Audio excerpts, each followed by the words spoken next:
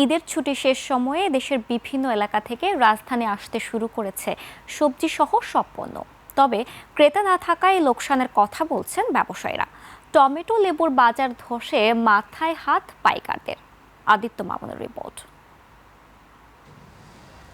রাজধানীর কারওয়ান বাজারের চিত্র এটি। দেশের বিভিন্ন প্রান্ত থেকে মালবাহী ট্রাক ঢুকছে বাজারে। এখান থেকেই নগরীর সব বাজারে পৌঁছবে এইসব পণ্য। রাজশাহী থেকে আম তো পঞ্চগড় থেকে টমেটো, পটল, বেগুন, মরিচও আসছে টনে টনে। সিসিঙ্গা, দুন্দুল, মূলা, পটল। একনল অ্যাডভান্সড হাইজিন সোপ এবার জীবাণু ধুলাবালি ঘাম ক্লিন বোল্ড। তো ধনিয়া পাতা, এই বিভিন্ন আইটেম সব ধরনের সবজি আসতেছে। সবজির দাম একটু কম আছে আর কি, বাজারে একদম দাম কম।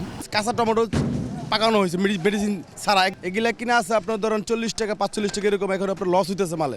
তবে ক্রেতা সংকটের কথা বলছেন ব্যবসায়ীরা।